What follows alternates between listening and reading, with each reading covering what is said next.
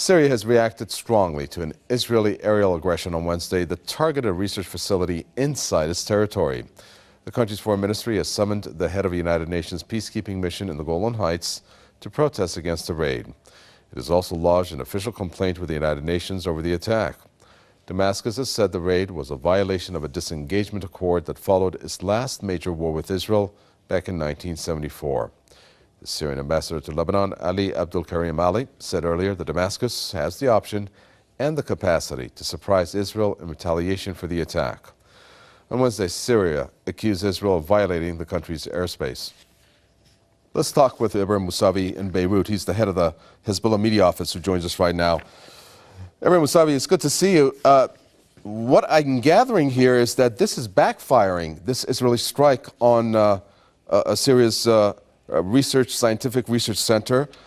There are reports coming in that if there were any doubts, right now there's renewed support by Syria's allies in terms of a shared mission of resistance and self-defense against Israel. Do you see it that way? Well, I didn't get the question exactly. Would you please rephrase it? Because sure. There have been noise. The reports coming through, such as the Washington Post, it has said this attack by Israel inside Syrian territory is going to backfire on Israel because the allies of Syria will now have a shared mission of resistance and self-defense against Israel. Well, I mean, the Washington Post and all of these kind of comments that come from the United States, official or unofficial, it's a kind of misleading for the people. The whole existence of Israel is unlawful and is illegal. And ever since Israel occupied Palestine, the Arab and the Muslims and the Palestinians and the Lebanese and the Syrians and the Egyptians and all the surrounding countries are in a state of defense. They are defending themselves. Israel has always been waging the wars, occupying the land, soil theft, water theft, the breaching of all UN charters.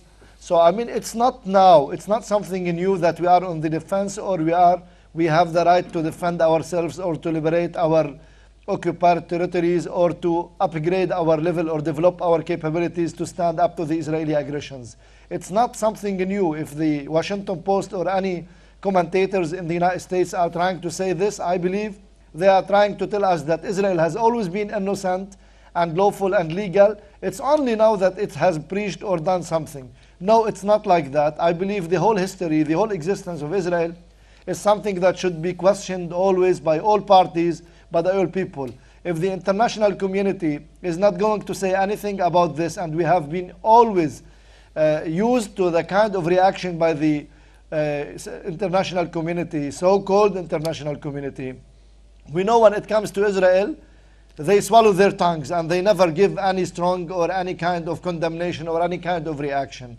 I believe people in this part of the world have always been in the part of defense, and they have the right always to do what they can in order to defend themselves, liberate their occupied territories, and stand up to the aggressions. Very well. Thank you very much. We do appreciate that. Ibrahim Moussawi, head of the Hezbollah Media Office there from Beirut. Thank you very much.